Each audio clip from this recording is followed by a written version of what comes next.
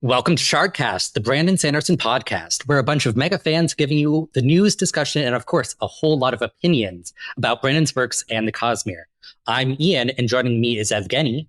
Hi, I go by Argent in the places that are online, and Ian didn't do a countdown like Eric does, and that throws me off massively. Also joining me is Verónica. Hello, I am Cheyenne Sedai on the Discord and forums. And lastly, we have a very special guest, Johnny O'Neill of Brotherwise Games. Hi, thanks for having me. I'm excited to be here. Yeah, so Johnny, anything important, big happening with you right about now? Yeah, I had a pretty good week. It was very exciting to see this project launch, and the team's efforts finally have come to fruition in a public way. The week before at Gen Con was already really awesome, just to be able to see people face to face playing the game. Hundreds of different playtesters, checking it out for the first time. But actually putting it online, seeing people's reactions has been awesome. And you can finally stop lying to people that it's the Stormlight RPG. Hey, it was sort of just a deferred truth. I can tell you there were a lot of times when I almost blew it. Dragonsteel just posted, on Brandon's YouTube channel, the panel that we did at Gen Con, and on that panel, there's one point where I'm talking about the Mistborn deck building game and how great the art is. At one point I say, and if you think they look great on these cards, just wait until you see them blown up to the half page size they'll be in the RPG. And if you watch that moment in the video, Andrew and Lydia, and their eyes just sort of widened, but people in the audience just sort of didn't notice. I was doing my sort of Johnny patter, yeah, it's gonna be great, and it just sort of we slid right past it. So yeah, nobody knows. Then I was also I've been having these prototype rule books, the ones you see right here, there, and they have a little Cosmere symbol right on the front. And the whole week at Gen Con, I'd be showing people that rule book, but then kind of covering up that portion of the cover. Yeah, look at this rule book. Or just showing them this one, which it truly did arrive without the foil that was supposed to be on it. So it became the perfect non-spoiler version. Oh, sorry, this is just a prototype. This will have great graphics on it in the future. And then I just open it up and show it off. Yeah. Incredible. Yeah, I remember that question from the audience, and I'm like, why is no one freaking out? We also just did Gaming Trend just posted a video on YouTube where I'm being interviewed about it, and I knew that interview would go live after Gen Con and that it wouldn't really have much of a chance of spoiling things. But yeah, I really do. I say everybody who's worked on this project has had a chance to put a little bit of something into the Cosmere. I say, it's bringing, it's the best of both worlds. Really the best of all worlds. Multiple times I say things that if anybody had been paying attention, they would have realized exactly. And of course, many people predicted that this is what we'd be doing. Many people hoped that this is what we've been doing. But I think we're further along than people expected. We've been playtesting Mistborn content since the beginning of this year. We've just been doing it all internally because we've kept that super top secret confidential. That's now going to move soon into broader alpha playtesting.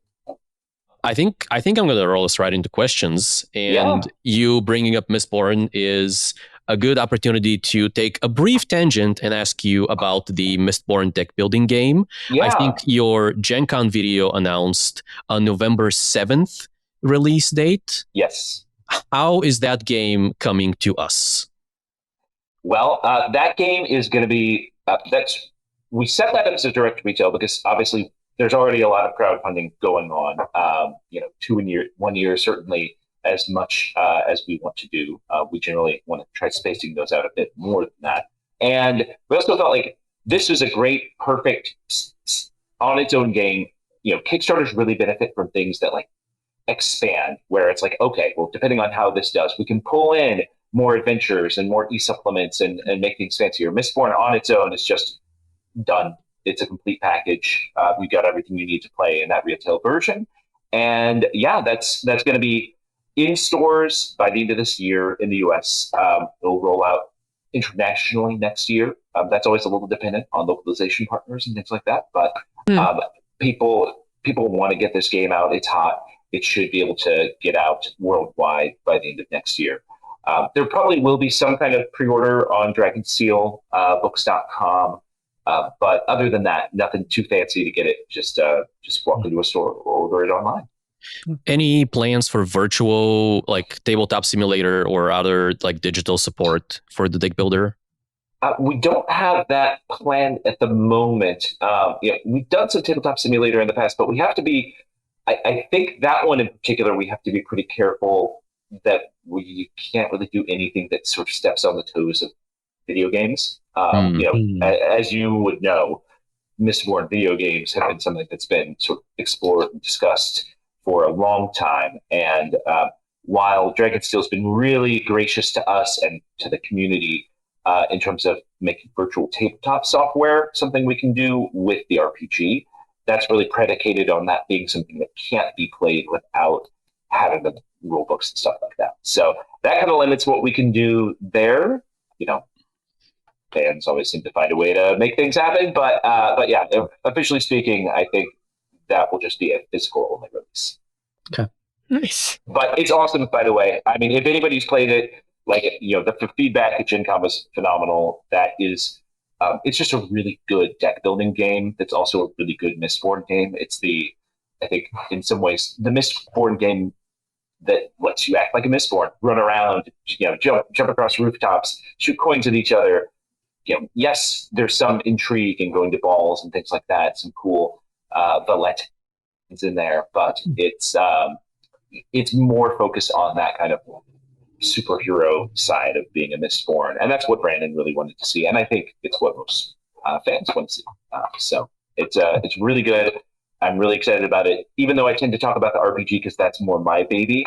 John D. Clare and the rest of the Brotherwise team did a phenomenal job. Katie Payne did a great job leading the art.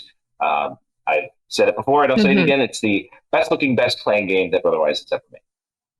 Nice. Speaking of some of the other adjacent games besides the RPG, what's the current status of Shards of Creation? We've seen some cultivation art, and you've talked about having cultivation there, but have you settled on what other shards are going to be there? Yeah, we've got. It won't be every single shard. That's we would like it to be, but I think there will be a couple of the more sort of mysterious shards won't be depicted, but it will be most of them. We do have an Odium illustration that Katie's been working on that she sneak peeked to some folks at Gen Con. And we're starting to work on the others. The gameplay itself is a really fun kind of trick-taking game. This is the kind of thing you could play with people who maybe aren't big tabletop gamers, but just know how to play card games. It's a step beyond a classic Hearts or Spades or sort of parlor game, but only one step. I think I played it with some folks who were wouldn't see themselves as gamers who really enjoyed it. And the artwork's going to be beautiful. We are still working on, that one's still going through sort of testing. I don't think we have a release date for that one quite yet, but it's brewing. Okay. Nice. You've made it very clear this game is canonical for the Cosmere, which is very exciting. Yeah. The RPG, not Shards of Creation, the RPG. Yes. Good clarification. Yes. RPG, canonical. Everything is getting Dragonsteel seal of approval. Do you think that limits the kinds of stories and world you can craft? Do you think you'd eventually publish supplements and adventures that are explicitly non-canon just for we want to put something out, but Brandon is writing Stormlight 8 right now and just can't dedicate time? I mean, I don't think that we could have really made this in a busier time for Brandon with Stormlight 5 being, on his desk and on its way throughout the real crunch time for this project. And it is, as both a fan and as his business partner, I really don't want to take Brandon away from writing. I use my time with Brandon super efficiently. I go into a meeting with him. I try asking you guys questions first, right? You know that. We've revealed your relationship as the World Singers, as folks who are on a Discord server with us. If our team can't figure it out, because we're a smart bunch, we're huge Cosmere fans, but we're also people who are, our expertise is in game design and RPG design and everything like that. So sometimes when it comes to interactions, investiture, or just arcane bits of lore that we're not remembering at the moment, you've been incredibly helpful for us. If we can't get something out of you, we'll go to Karen Alstrom. Sometimes Isaac Stewart knows things because he and I and Katie and Ben Sweeney, the four of us really, we know probably more than anybody else how things are supposed to look in the Cosmere, aside from Brandon. And then it's only if all of those people can't give us an answer that we go to Brandon. And there are times where if we're willing to bring him a suggestion of, hey, here's what it could be. And other times where we just say, hey, tell us what it is. And a lot of times it's something he's already considered. Sometimes it's something that's happening in a corner of the world that he hasn't built out yet. And in those moments, I've been really impressed with how collaborative he is in his thought process and sort of saying, yeah, okay, yeah, like, what do you think it should be? And co-authoring some things with us. Small details, but ones that are still really fun to have worked on. Next question. You talked a little bit about adding things to the Cosmere. What's your favorite piece of lore the team was able to add that you cannot believe Brandon let you get away with? Ooh, the things that were most audacious that you'll see in the RPG mostly came from Dan and Brandon. So that mostly came in the Stonewalker. I would say sort of Stonewalkers just in general. It's crazy that they said, okay, we're going to tell this story. We're going to use this as a vehicle to tell a story that there just wasn't time for in the books that would have otherwise never been told. And, and it's building and extrapolating on that in a really fun way. But all of the craziest things in Stonewalkers are things that I would have never pitched to Brandon because I would have thought it was ridiculous to involve that herald or that famous Cosmere entity or anything along those. Within that, I had a really good time, as I've mentioned elsewhere, writing the Night Watcher Blessings and Curses. That was some of the most fun I've ever had as a game designer. It's just coming up with what happens if you ask for various boons. So that was a good time. There are a lot of little details, like being able to. I know one that I specifically wanted to do was I wanted to canonize the definition of the, and I'm not going to pronounce it correctly, the Kalu'uiki, which there's a sequence where it's established that okay, this is a role held by a woman, but it doesn't mean wife. Rock says I'll follow you as if you were my one of those to Kaladin. And people wonder what it is. And it's oh, now we've established what that is. Or little things like a Kornak, Khornak, is mentioned once as, in the context of, oh, now that they were outside of shallow waters, Kornaks would no longer be a danger. Or maybe it was the opposite. But it was okay, we just sort of had that to go off of there's this creature in the world. It's called a Kornak. It's dangerous in shallow waters. What could that be? And where Brandon didn't have any notes, didn't have any sort of specific memory of what he wanted that to be. So we kind of put it together and said, oh, okay, well, maybe it's sort of this ambush predator that's kind of like a crocodile, but looks like a big horseshoe crab. We even took some inspiration from the Michael Wayland cover of The Way of Kings, sort of whatever's on the back of that cape. Sort of mixing all those sources of inspiration together is a good example of how we want to make things that feel fully embedded in the concept. Growing up, I was a big Star Wars fan, and there are times Knights of the Old Republic felt yes, this is Star Wars. But there were a lot of random novels back in the 90s. There's been a lot of random comic books that didn't feel that way. And we were this doesn't feel that Star Warsy. And so we wanted to make sure that things that we put into the Cosmere felt Cosmere-y. So everything either came from Brandon or was blessed by Brandon. And and often tweaked by Brandon. Even the Bridge Knight adventure is an example of something where alpha playtesters will notice some things that went differently in the original versus what it turned out to be. And those all came directly from Brandon making adjustments to make sure that it did fit canon. So now we have what we have. Interesting.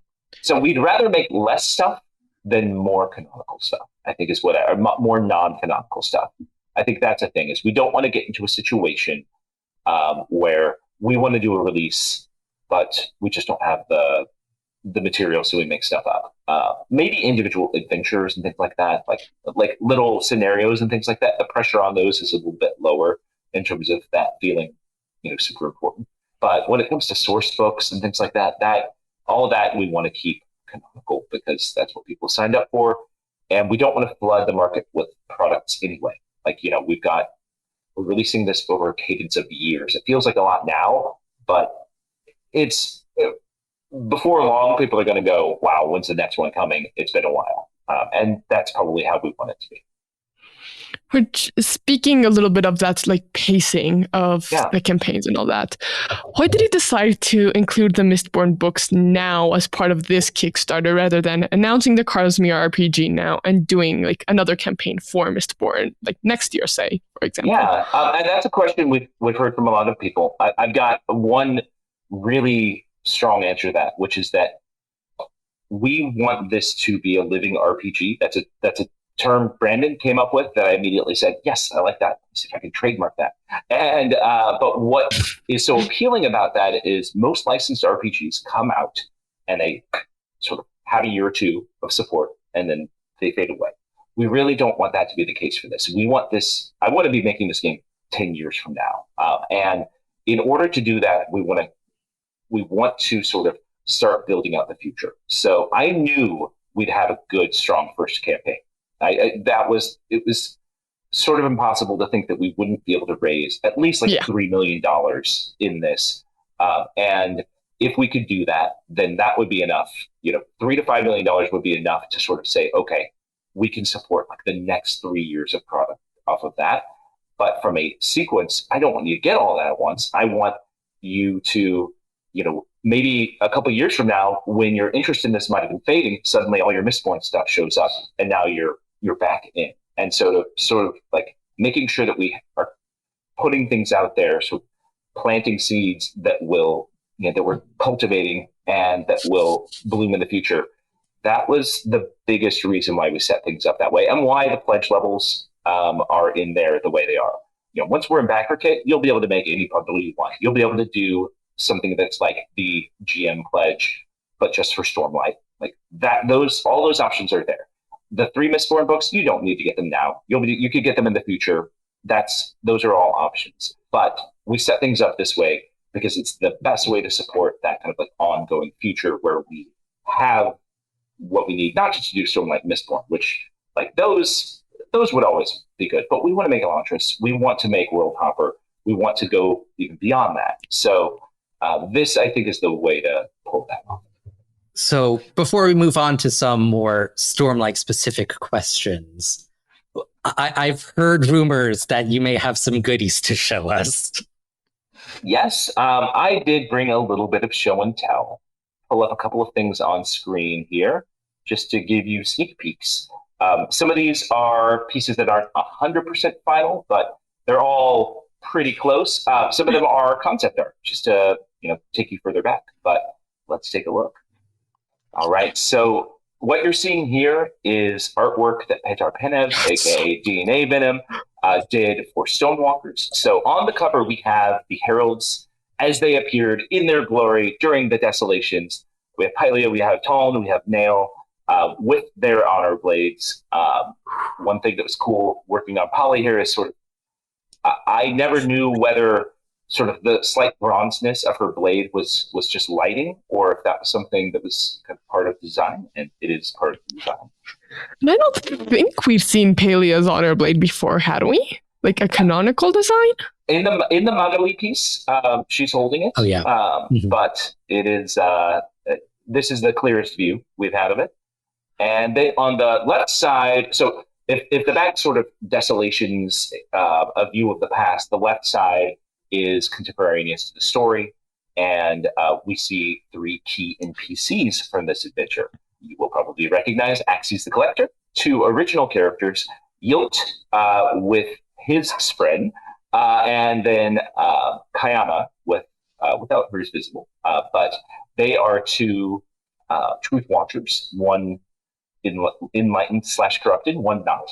And they play a key role in this story. So does Axes. Axes is super fun to have around. Just having this sort of like chaotic neutral character who only cares about Spren is delightful. It's almost like he's like the Hoyd of this adventure in a way. Though I guess Hoyd is at least usually seems to be trying to do the right thing, whereas Axes is just really wants to see cool Spren. Yeah, just collecting. So this is what the in papers will be for the book, because we have this sort of unified book of sort of the circles on the front and back of the books. So, okay. Yep. So yeah. All right. So that's some fun show and tell. So this piece is, call this 98% done. There's just a couple minor tweaks that are happening right now. So here we see some War Camps concept art by Marie Seeberger, who you would know as Lamory in the Cosmere. She has done an amazing amount of Cosmere art. You can't really be a fan without having seen her work.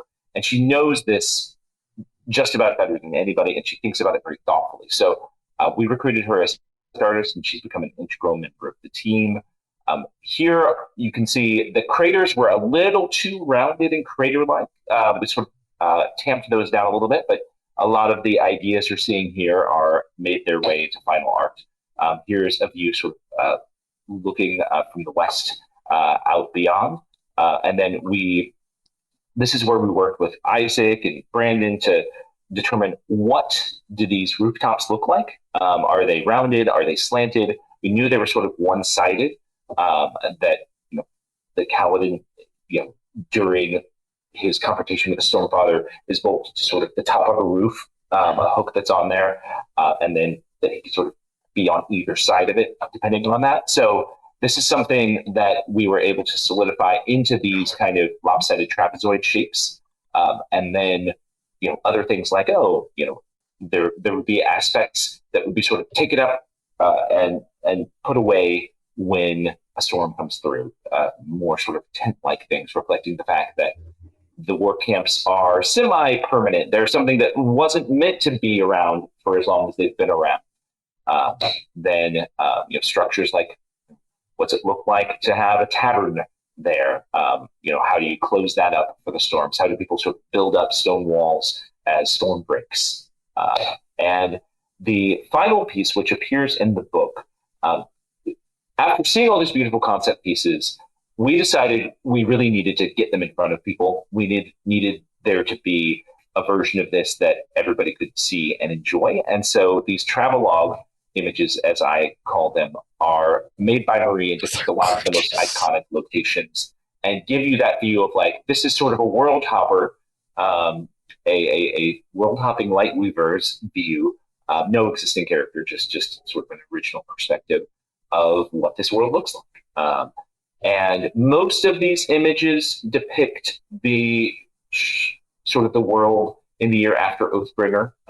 It varies a little bit with some of these, but this gives you a sense of the war camps. And how cool is this, right? Yeah. So cool. So cool. They're gorgeous. And like, I love like you got Marie, that you got Katie, and it's nice that fan artists that are part of the community have been brought in to like help depict all of this. I mean, Marie, Katie, and Petar are 3 of the most prominent fan artists, and they have all been a huge part of this project, a huge part. So, for example, Petar has defined the looks, working really closely with Isaac and Ben, defined all the looks of the Fused. So we'll be revealing some of those over the course of the campaign.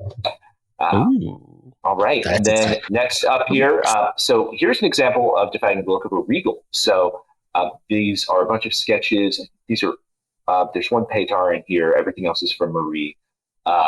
This was to try to visualize relay form. So we knew a little bit about what they look like, but There were some designs, some initial concepts for flowing ones that didn't go into the flowing ones design that we did bring into relay form.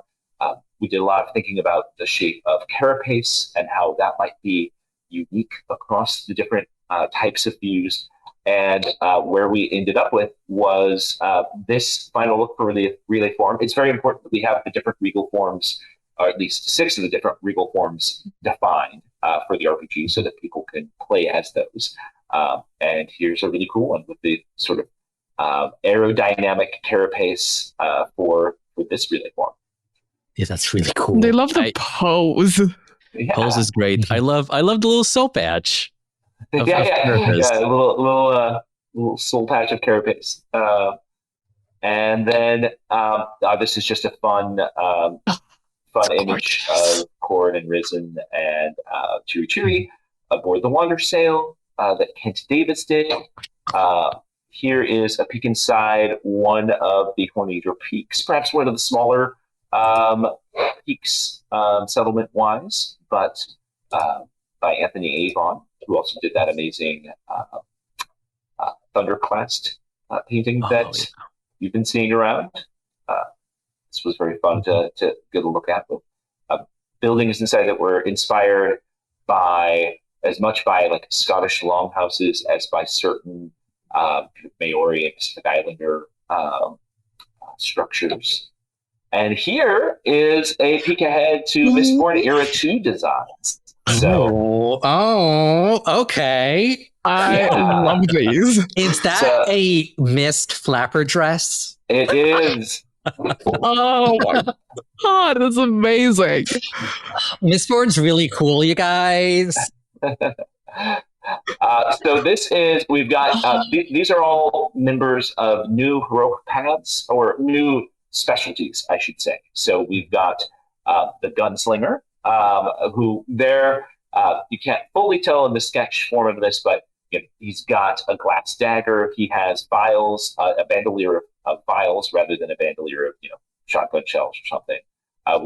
We've got a grifter, so somebody from a specialty really focused on kind of swindling and charismatically talking your way out of problems. He's got a dueling cane there.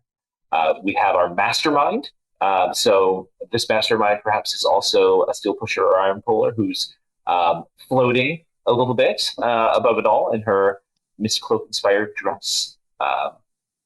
The brief I gave for that was, it was sort of Josephine Baker meets Mistborn meets mob boss, and then we have an investigator there who's got a camera and a magnifying glass and all that. I share these because, of course, a lot of the Mistborn art is going to be Era 1, but we haven't seen as much Era 2 art as we have of Era 1, just in general. And I'm really excited to show it off because I think Era 2 is actually even more exciting than Era 1 in terms of RPG play, like running around, being twin-born, existing at a time as world hoppers are starting to make a real impact. It's really that era that I feel like is a perfect stepping stone to world hopper campaigns, and just as we see in the books. And so these are really fun. And I think once these, perhaps the second most popular setting in RPGs is Call of Cthulhu, like sort of 1920s era stuff. Like if you decide like everything that's D&D ish, that's probably number 2. Maybe Star Wars. Those two kind of like compete, but it's just a really cool setting. I love it, and I can't wait until people get to see more of it, including something that a couple of you have seen sneak peeks of, which is a gorgeous map of Elendel that we will show off during the campaign. That's pretty cool. Incredible, y'all. Looking forward to it. That's my show and tell for now. So moving back to questions, I'm actually going to break with the sequence that we had originally planned, because that last piece segues perfectly into our first Mistborn RPG question. Yeah. Which is that with the heroic paths, there's obviously some specializations that are world specific, like the Shard Bearer, whereas others are more setting agnostic. And like you just revealed, for new specializations. Yeah. What is going to be the sort of balance between new specializations versus like ones that are going to be pulled through from Stormlight?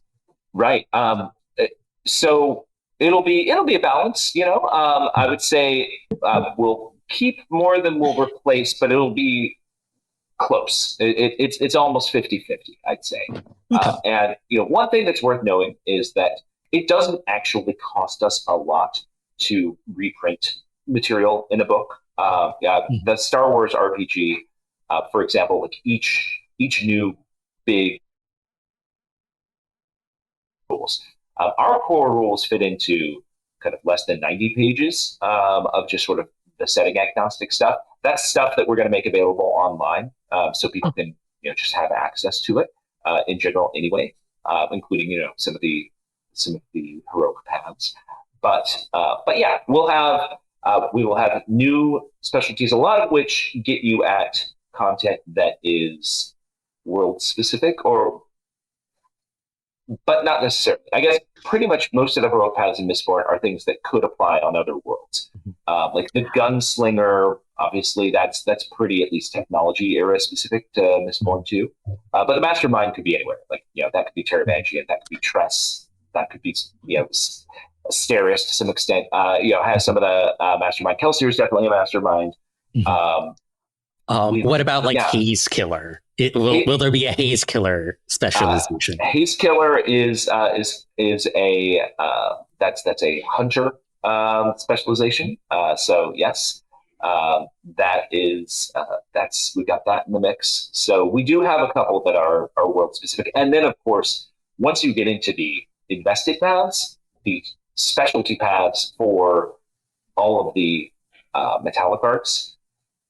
It's 2, maybe even 3 times the content that we have for Radiance and Surge Binders. Maybe it's 2 times, but it's a lot. Because if you think about it, we have to have trees for 16 metals, ferrochemical and allomantic, as well as some specific trees for like ferrochemist, mistborn, twinborn. So we have guidelines for which are available during different eras. For example, we've got different ways that you sort of specialize or become more diversified across them. But yeah, it's a lot, but it's really exciting.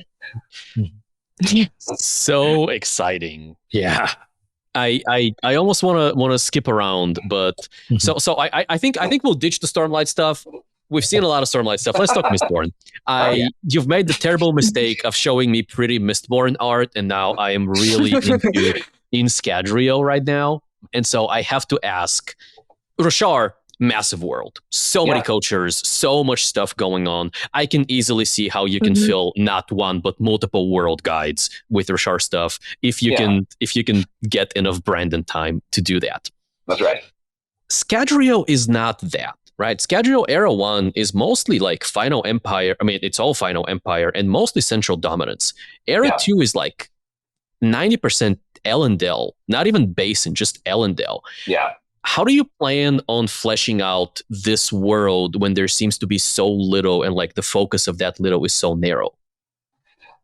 Yeah, I think there's a couple ways to answer that. One is that given Brandon's penchant for fractal complexity, there's still a lot to say about Elendel. We've got essentially one octant on one map that has as much detail as entire regions in Roshar. But it's also the case that where we have less geographic scope, we have more chronological scope, I guess. So that's part of what guided our decision to have Era 1 and Era 2 in the World Guide and in the handbook. Another guiding sort of influence there is the fact that there was the Mistborn Adventure game. There have been stories told and supplements written for these settings in the past, and so we wanted to be able to just not sort of start out behind, but just jump straight into here's what's going on in Era 1 and Era 2. And we'll go a little further beyond, but it won't, I would say we probably won't be able to add as much new, interesting cultural info as we did in the Roshar books. and that's just, that to me is okay because there's so much going on with it. There's so much adventure. Think about how many Marvel comics are just set in New York. We have a pretty good framework for. We've got the big city. We've got the roughs. We've got the New Saren. So different areas that sort of play different story roles already exist. One thing I think we are going to flesh out a little bit more is some of the kind of wild frontier aspects, some of the forgotten temples of the final of this Steel Ministry, hidden in faraway places. There's a couple of fun things we can do there that we've been talking about with Dan Brand. So yeah. Does that, I'm going to go off script for a second. Does that mean you are not going to be touching the Maoish Consortium in this RPG? We'll be touching the Maoish Consortium, but I think there's enough about the Maoish that is, has a big impact on the upcoming eras that we'll have to be a little bit circumspect there. I don't think, that aspect of things we still have to kind of have some of our meetings with Brandon about. So I don't know 100% where we'll land on that. And things might change. Originally on Stormlight, we thought we would have to write a Stormlight handbook that was only fleshing out like 5 of the Radiant Orders, and then Brandon got excited and said, "No, let's get in there." Typical Brandon. Yeah. And then Brandon got excited and wrote an entire new Mistborn era. That's right. Yeah. So you mentioned the Mistborn adventure game earlier. Yeah. How did you work with that overlap? Because it's been published, but a lot of that was made up too, just because of the time, right? And you and Brandon have both talked about like the timing, like for this RPG and like where it could be set and how it could grow. And so really my question is, will the Mistborn like guidebooks will have like any overlap? How did you handle that? Especially in terms of like original content. So and like with expansions and all that. Yeah, with the Mistborn adventure game, I think that had 10 years, which is a good run of content and storytelling and cool mechanics. So we look to them as we're grateful to them for trailblazing there. One thing that was really important to us, part of the reason the Mistborn side of this was a secret, and something that sort of came together a little bit more slowly early on, is because we didn't want to do anything that could harm, their last couple of years of sales. We wanted to make sure that they heard about all this through Dragonsteel rather than, through internet rumors or anything like that. And I know, while I haven't been involved in any of those discussions, I know that Dragonsteel has done everything they can to make sure that all of that happened as respectfully and thoughtfully as possible. So that was really our first priority. I will say I've kind of intentionally not personally read into, especially things they've done that, I as a fan already owned the Mistborn adventure game before I even had this project as a twinkle in my eye. But especially the more recent stuff where they did have to start to introduce more lore that wasn't fully canonical and things like that. I'm just avoiding reading that to A, avoid confusing myself, and B, avoid sort of accidentally stealing it, right? So the fan fiction. Some of what is in there is was made, like the airship designs that McSweeney worked on. Like those are pretty close to canonical. So there are some things where they touch the art department that those got closer, but I also know there's some like maps that weren't. So one thing Brandon really wanted to avoid with this project is getting into that situation again where there's some fuzziness around what's canonical, what's not. He wants it to be clear. He'd rather leave it redacted and leave a grapho sticker over something than put in something that's a placeholder for how it works to store, to have it store fortune, for example. So that is something that we've got that as our mandate going forward. And it was also helpful to see sort of how people respond to one system versus another, helped guide some of our decisions around making something that sort of feels familiar at first glance with the D20 and all of that. And then once we've hooked you in, then we start introducing more innovative, interesting indie RPG type mechanics. But we wanted this to be an RPG that had a really broad appeal as much as possible. So yeah, that's sort of I think what I can say about that. But again, I think we're all really grateful to Craft taking away on this and for having a decade of great content. I hope I can have a decade on my RPG here. So we'll see where it goes. Yeah. So I am gonna veer back to Stormlight. So in the Stormlight Archive, we see a wide spectrum of characters, many grappling with their mental health in some way or dealing with some form of physical disability, notably Risen. Are there any mechanical rules in place or role-place advice given to help people play these sorts of characters with the respect they deserve? And like any disabled characters in the art, just like having them be part of the world? Yeah, I think all of the above.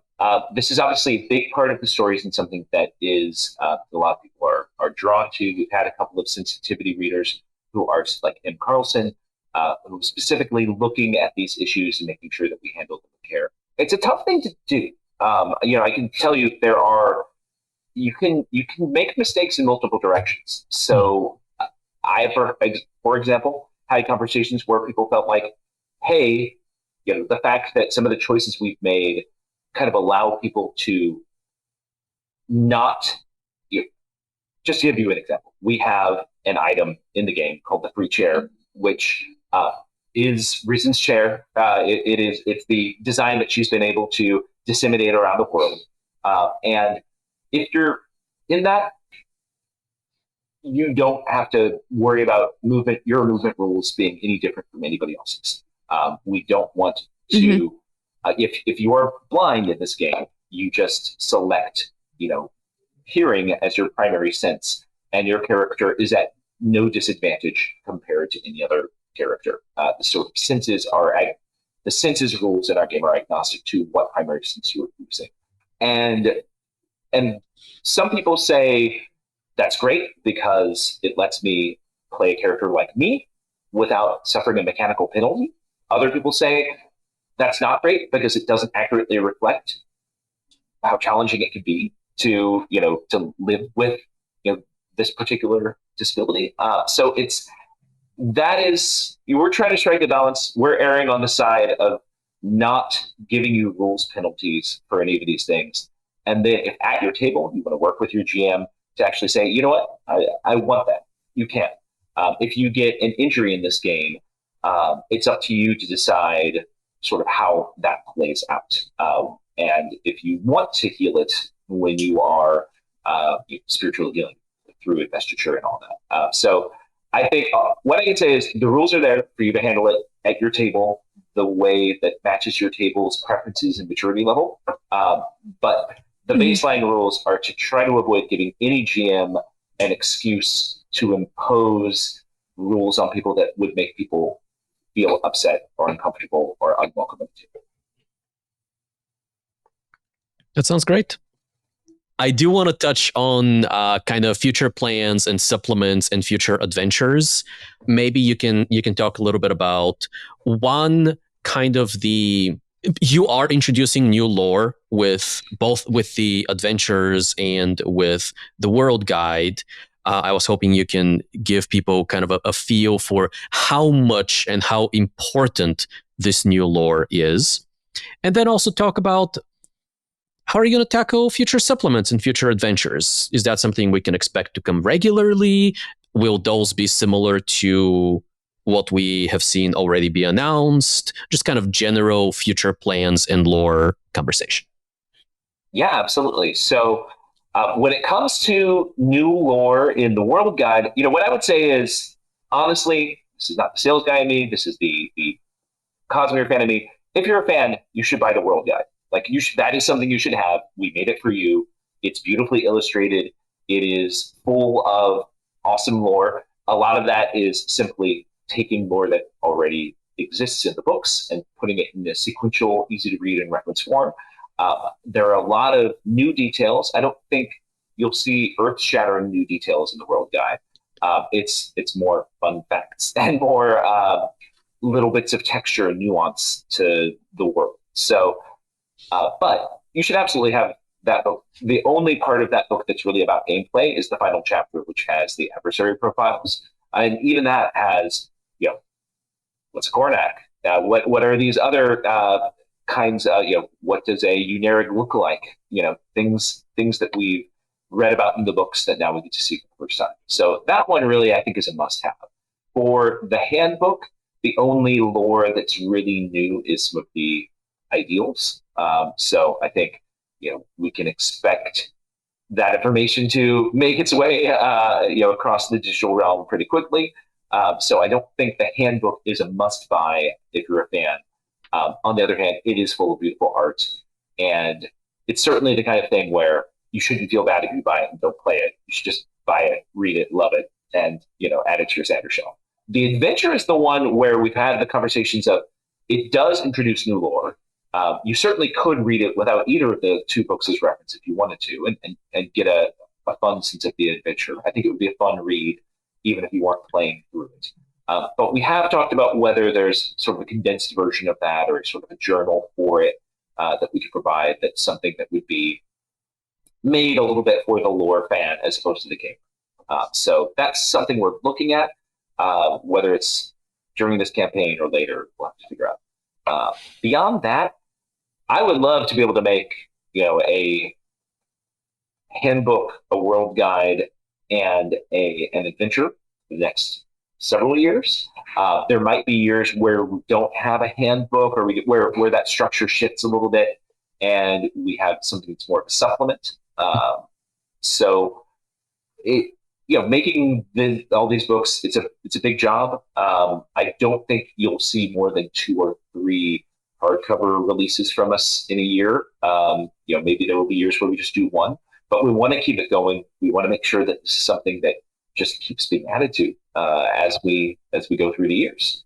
And we've talked about doing like smaller e-supplements, like when Brandon releases a new book, like a new novella, we do something that's like 24 pages long, and you get that, and then we later compile those or something. So some of those things, I think we just got to play by ear. I'm a pretty improvisational guy. I like to make grand plans, Kelsier style, but I also like to improvise Kelsier style. So that's sort of the approach I think you'll see us take to this. We've already improvised some things, added add-ons or added stretch goals that we didn't think we were going to do.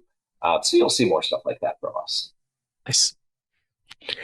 You mentioned the ideals. I was wondering, what was that process of working on them like? Did you sit in a room with Brandon where he told you all the ideals? Did he give you a document? I mean, I'm an else caller, and I know that's our book, Yasna's book, is going to be the last one in the series. It's going to take forever, and so I'm kind of excited to find out more about an order that doesn't have much content, earlier, because. Well, I regret to inform you that the Else Caller ideals are kind of like the Lightweaver ideals in that they're so individualized. I'm not surprised. You won't learn a lot more from reading that chapter, but there's good context around them, so you'll learn something. That was a big part of it. From one of the first discussions, it was like, hey, do we have stone wards in this? That was a decision we had to make, and Brandon wanted to weigh the considerations of giving people a full playable experience with not painting himself into a corner for future books, not being in a situation where he'd regret it later. What he said on the live stream was that we're revealing nothing in these books that the characters in the world don't already know. By book 5, and this comes out after book 5, of course, you've got members of every order working, in the coalition, fighting Odin's forces. So that is going to be there. The process for working on this, that started from the earliest conversations. We had a creative summit early on where we asked about some of the orders specifically. In those first discussions, we were really focused on the mechanics, like how does tension work? That was a big one, and that took some that took some thinking. That was something where even Brandon's thinking there is he likes to leave himself room to explore and extrapolate. He's a planner. He's got, I mean, I guess it's sort of like what I just said. He likes to plan, but he likes to improvise as he goes too. It's not like all of this exists in some tome somewhere and we're just getting access to it as we go. So some of that, some of our conversations about tension may have helped cement some of his thoughts around how some of that works, for example. So I would just say it was a very collaborative process. Conversations on ideals I've had with him as recently as 2 weeks ago. We were looking at some of our ideals and adjusting some of them and making sure we got some of them right. But it helps that because ideals are individualized, the ideal you see printed in the book may not be exactly the ideal we see from a particular character in the future. It will reflect the same philosophy, will have some of the same cadence, but some of the exact wording might not be the same.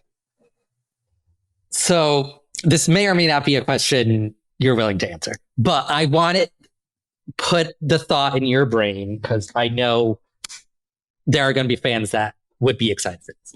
So obviously, Mistborn adventure game going out of print in favor of the Cosmere RPG, but they also released Mistborn House War, the board game.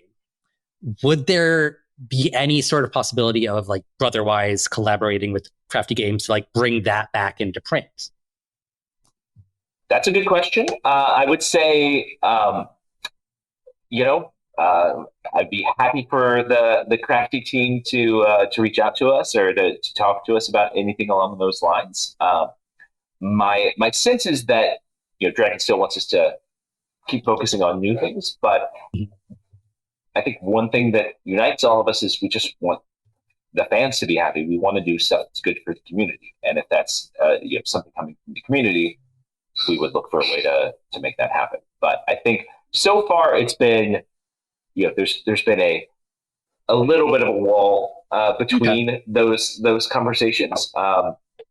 We wanted Dragonsteel to handle that completely. I think they wanted that too. So Fair. I don't know is the main answer to that question. Might also get confusing if we are like trying to mix and match Mistborn stuff. Yeah, I mean, I would say, who knows what the future holds? We've got years ahead of cool Cosmere games and things, but in the meantime, I think we've got a good amount of stuff that people are going to want. We have the Stormlight Epic board game that we've been working on, also with John D. Clare, that more in the style of War of the Ring or Star Wars Rebellion. So that's a big project coming up. I've been looking at other things from other Cosmere worlds that are possibilities. And I think part of the reason why Dragonsteel chose Brotherwise as a partner is because they knew we're not like a big corporation trying to chase quarterly earnings and find 20 different new SKUs every season.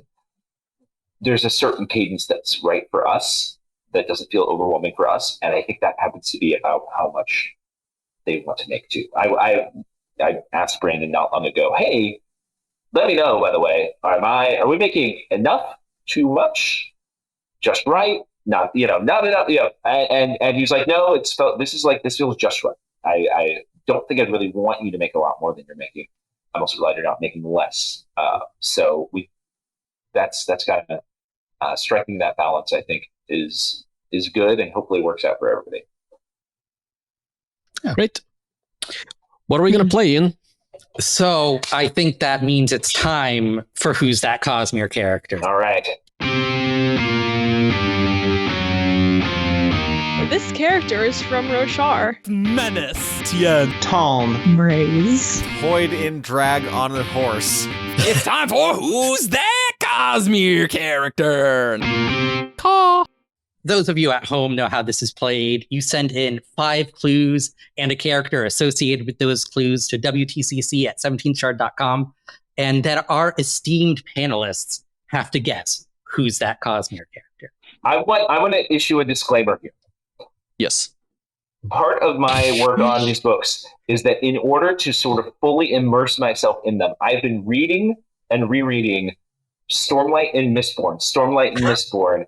And I know those two worlds pretty dang well, but I want to specifically sort of save myself to come back to like Warbreaker. I did reread Elantris pretty recently, but like, yeah, I might be bad at this. Is what I'm saying. If you pull somebody who's a little more obscure, it's possible I'm gonna underperform here. But look, even if Brandon, yeah, we'll see. Brandon underperformed on this, so you are in good company. Yeah. Okay. Yeah. Good. So we did. Grace selected one for us to play.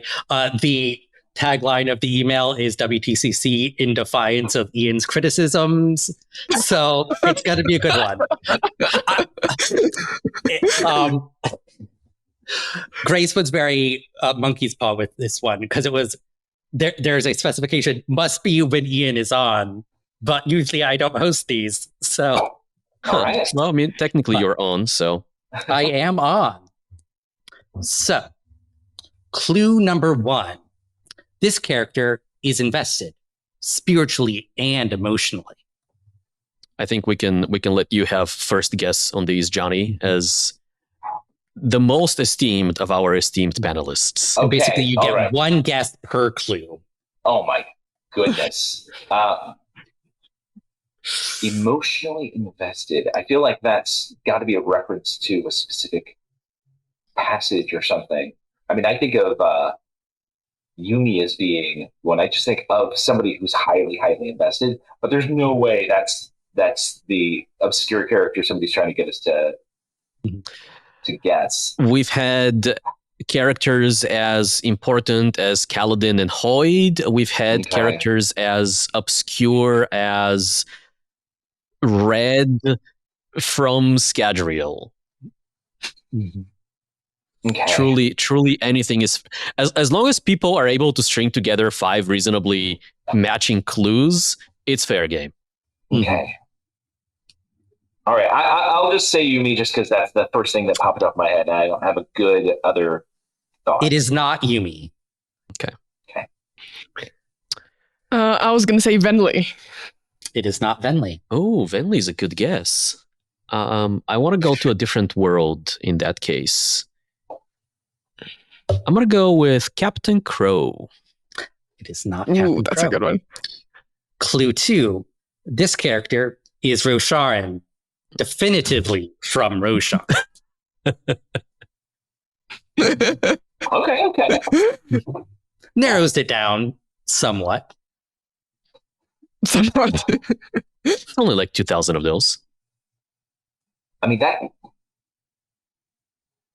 that does like focus my thinking on like the emotion, still that emotion bit, like something odium related, something the passions related, somebody who's a big fan, like Sometimes the submitters like to play jokes on us and make us think they're saying one thing when they're saying something else. So Yes. anything is fair game. If you can make an argument, you should make the guess. I get really weird sometimes with my interpretations of these clues. I have no judgment. I've got to guess. I'm just blanking on her name. You can describe a character, like if you can describe a Reasonable character. description. Kaladin's offspring girlfriend. Lynn? Lynn, yeah. It is not Lynn. Okay. I was going to say Raboniel. My mind's on like the Odium characters. It is not Raboniel. Well, I'm going to go with the most Odium character of all Odium characters, Raze. Okay. It's not Race.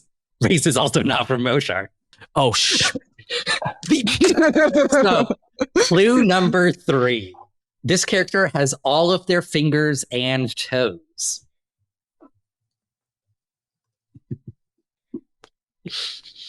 That is not a very nice clue.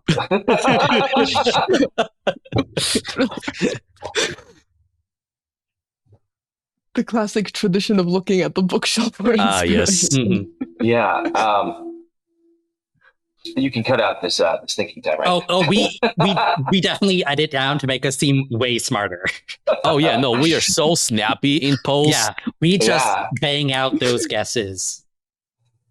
Is there ever a scene where somebody almost loses their fingers or toes because they're training with a shard blade? Oh, what a good question. Like,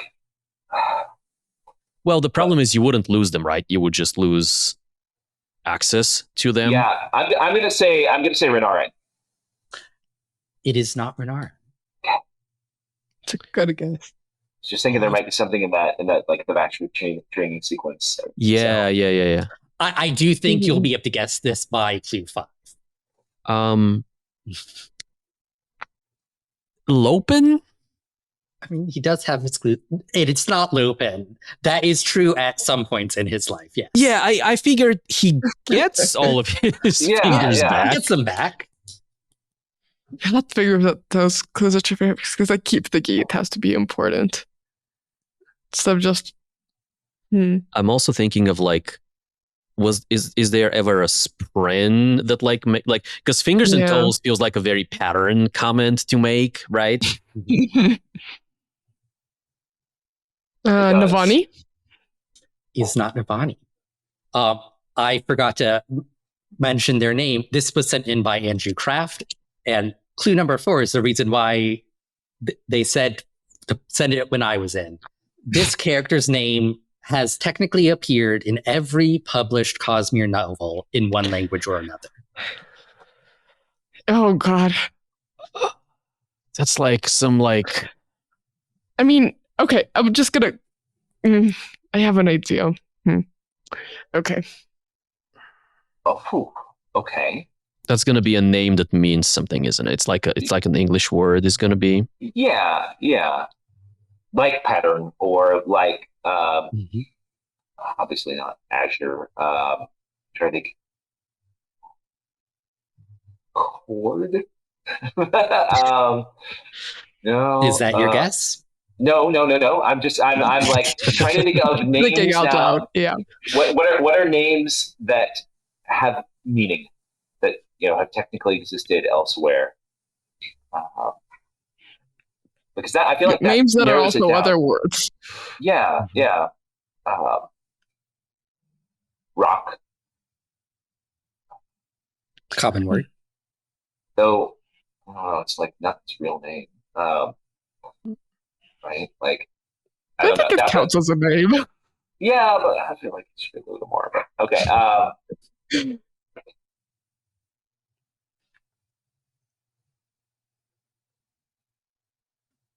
It's also an invested character. Yeah, I like. Are there any bridgemen or members of or like Lightweaver squires who have a name like this? I feel like it's on the tip of my tongue. Who's the Lightweaver who we see like learning how to soulcast in the Shadesmar sequence? Oh, I think that was Beryl. Beryl, yeah, that would be. That's a. I don't think the word Beryl shows up in every anywhere in Mistborn. Oh, I don't know. I have a guess, but I didn't want to step on Johnny's toes. Oh no, I really don't want to go first. Is it red? It is not red. No. Oh, see, that's a fun thing because again, very common word as a descriptor, and it would be translated, like as a descriptor. Like it doesn't have to be read as a name, but it would be translated into like the equivalent, like rojo or vermelho if it's Portuguese or whatever. Yeah. No, that's good. That's good. That's where I was trying to go with. I think that's what you were trying to think of. You can always pass if you want to. Oh man, can I pass? I pass. Okay. Evgeni. I'll go back to pattern. Is not pattern. Okay. Clue number 5. Uh-huh. If you don't get it after this, I'm disappointed in all of you. This character is mightier with a fork than with a sword. Oh. Say that one more time. Mightier with a fork than with a sword. Oh, okay. Lift. Yes. But of course, that would be translated. It was Yes. it was for me between lift and and some other, and I was like, no, but lift, but they wouldn't like. I felt like you wouldn't translate. I felt like you would transliterate lift. You wouldn't translate lift in, So I'll Yes, get some. but lift, the word like would be Yeah. translated like in a completely different That's a good one. context. That's a good one. So like this character is emotionally invested in stealing people's lunches. She specifically tells Wendell she has all of her fingers and toes when talking about counting higher than 10. Yeah, Grace did check every book. The word lift appears in all of them. But Good. so Love this. this references back to a previous Who's That Cosmere character whose answer was Tin, Tyn, Oh yeah. which had the clue name I would be remember this. recognized on another planet. And I objected. And Yeah. apparently he has added this to his list of questions for Brandon and expects a retraction from me when it's stated as fact that the cognate of tin would be the same as on Scadrial. I, of course, refuse, and sometimes Brandon's wrong. That's okay. I'm right. I respect the hustle. Now you got me wondering about Tin. Does Tin have some sort of like Scadrian influence? Sort of dresses like an era 2 Scadrian. Like the thing was like tin sounds like tin the metal. I'm like, Oh, yeah. no, Well, exactly. it would not be. I went on a rant Unless- during that episode. I mean, you never know. They're not speaking English. What if Tin was a tin eye? Now we But I think that wraps us up. Thank you all for watching, and thank you, Johnny, for coming on. Other than the RPG, do you have anything to plug? I actually have one more thing to plug, though I wouldn't have thought of this if you hadn't asked. I designed a game called Adulthood over the last couple of years, like when I should have been working on the RPG. Just a fun little idea for a game about real life. And that came out at Gen Con and is starting to hit stores in the US in the next couple of weeks. It features art by Tim Brierley, who did the very cute Stormlight characters as RPG player archetypes comic that's in Chasm Fiend magazine. And so that's a little bit of a Cosmere connection. So yes, I would have never plugged that if you hadn't specifically asked, but I do love that game. It's very fun. It's not very expensive. It's one you could play with like non-gamers. It's a good one. So, but mostly I'm plugging the Cosmere RPG. This is the biggest project. I think it's the thing I've been most proud of in my professional life. I don't think I've ever worked on something this cool. I've worked on some pretty neat things over the years, and I really do think people are going to love it. We've worked very hard to make this as good as possible. We are fans. Brandon knows this space. He wouldn't let us make a bad game. Dan Wells wouldn't let us make a bad game. We're working to do this to the highest level of quality standards while still making it as canonical and integrated into all this stuff as possible. Wonderful. You can find us on 17thshard.com for all of your news, discussion, theories, and fun that you could ever want. We have a big Discord server as well where you can see all the updates for everything and talk about the game with a new Brandon Games channel. You can find us on social media, and you can support us on Patreon for as little as $1 a month to vote on cool art we commission and some Patreon exclusives. See you all next time. Bye. Bye-bye. Bye. Bye.